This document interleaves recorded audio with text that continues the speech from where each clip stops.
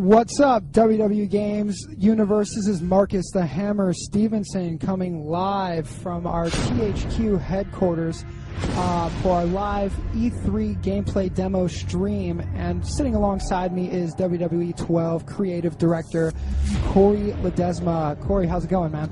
Good. So I don't have a nickname like you in Tank and Hammer. Right. Like that. I don't have my own nickname. Right. What would The Miz give you for a nickname, do you think? And then we also have Tank, who's manning the computer over there. He's got his own little rocket ship. He's going to be looking at your questions, taking questions throughout. What we're going to do first, though, is we're going to go through a gameplay demo of what we showed everyone at E3, and we see right now Alberto Del Rio versus Randy Orton, and we're going to play a full match. Corey's going to explain a lot of the things that are new in the game this year, and then after that, we're going to go head-to-head. But first and foremost, Corey, take it away, buddy. All right, so we're going to hop in. Ladies and gentlemen, please welcome Alberto Del Rio's personal ring announcer, Ricardo Rodriguez. This is the entrance everyone's been asking to be able to check out, so I want to be quiet and let you hear this.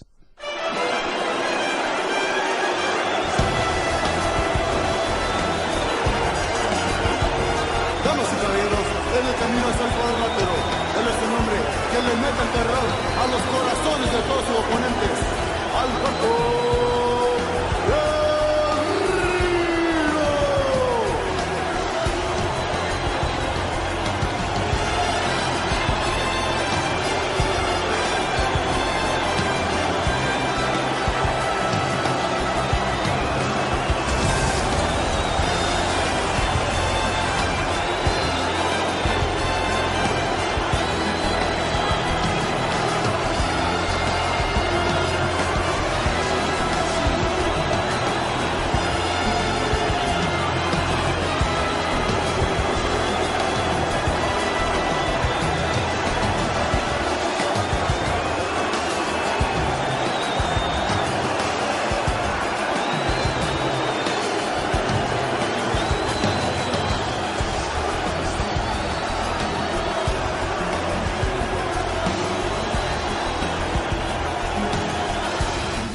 Facing off against Orton, so we'll go ahead and show that entrance. You guys can check that out. And his opponent, from St. Louis, Missouri, weighing 275 pounds, is the World Heavyweight Champion, Randy Orton. As soon as we get those asses, we'll be able to plug them in. So we're working hard. Hopefully we'll get them all in. There won't be any speed bumps on that, but you never know what might happen. So just rest assured that we are working hard to get it. You bring up a good point, Corey. I've seen a lot of people talk about seeing some videos come out of the event, and they're wondering where those sidetrons, minitrons, curvetrons, what some of that stuff is. Kind of tell them a little bit about, you're still working on the game. This isn't final. Just because we're saying it's not final, just describe that process a little bit. Like, what's left? How much time truly is left? That's good. We are which means that we are still heavily in the implementation and tuning phases. So what that means is that not everything is in just yet. We're also waiting to tune a lot of the systems. So systems like the AI, the reversals, or you might see some animation glitches here and there. Those are all just work in progress. We still have a good another month to go to polish up the game. So that's what we're working on now. Our designers are working really hard to go ahead and continue that work so that the final product will be really polished. And then we still have a couple of months of bug fixing as well, so that will be taking place. So if you do see any bugs, just remember it is early code. Great. So yeah, you guys are, right now the match just started off, and first thing you notice are, we've talked about it already, the different camera angle. What went into the decision to get that basic gameplay camera, closer and down lower? Well, it's all about authenticity. We love to see how close we can match up to what you see on WWE television. So our development team at Ukes went ahead and mapped out where they see every single camera angle happen on WWE television. We recreated all those cameras in the game, and it's something like over 20 different cameras that you see, even including the handy cam cameras, which are by the ringside that individuals hold. We had those nice little cool shaky cams for that presentation as well. So we really thought it just added this nice cool new flair to the presentation. Made it look like television, got you some really cool up-close shots. So overall, presentation-wise, we're really excited about that addition.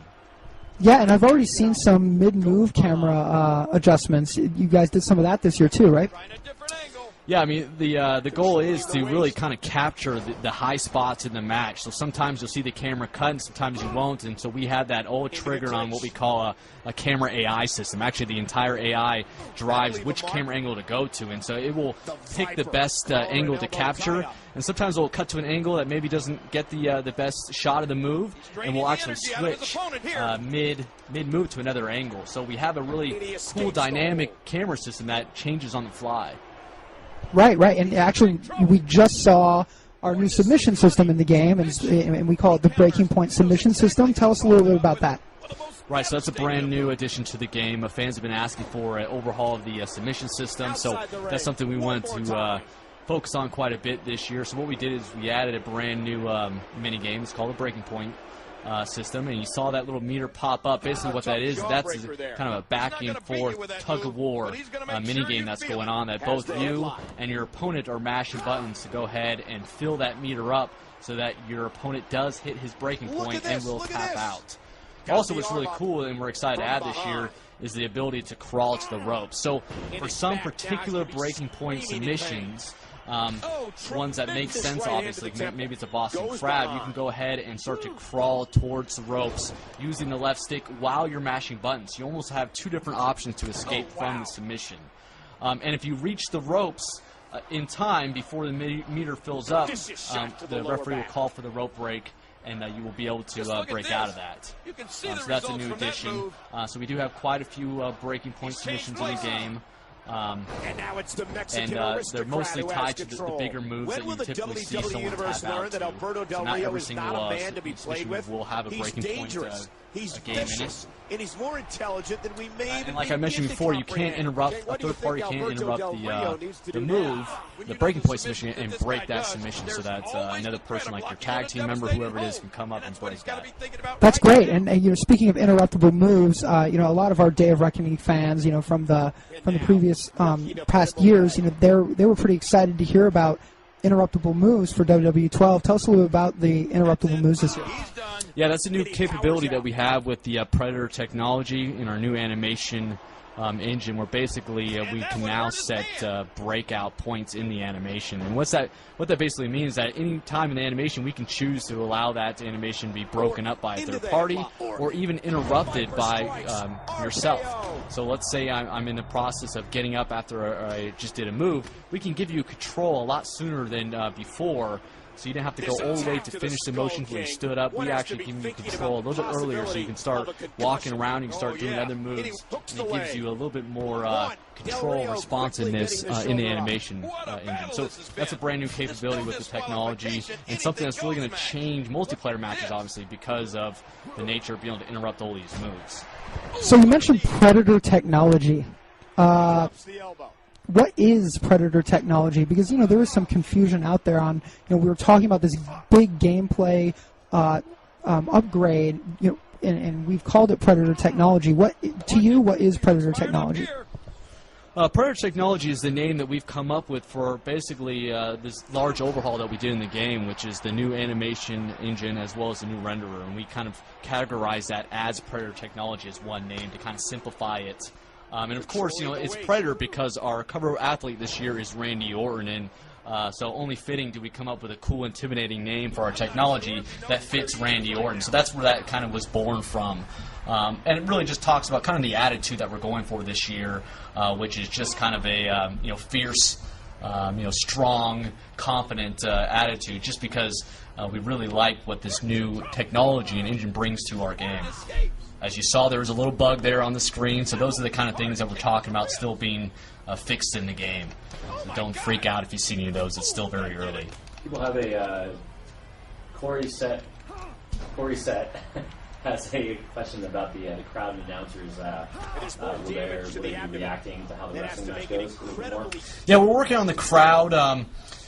I wouldn't say it was a huge emphasis this year, but we did, of course, want to improve it. So we've got a bunch of new crowd chants. We're doing a lot of work to go ahead and improve their reaction to what's going on in the ring, because that's very important, obviously.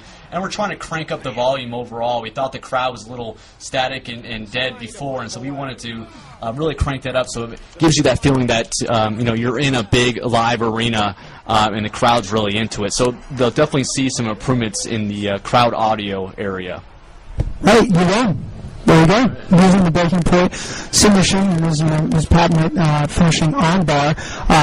Guys, we're going to go into another matchup of this as well, but going back to the gameplay a little bit, what would you say to guys who are saying something like, we have done that gameplay kind of, overhaul, upgrade, what Predator technology, whatever we're calling it right now, but what is it about that someone would say, hey, I saw that move last year or in the SmackDown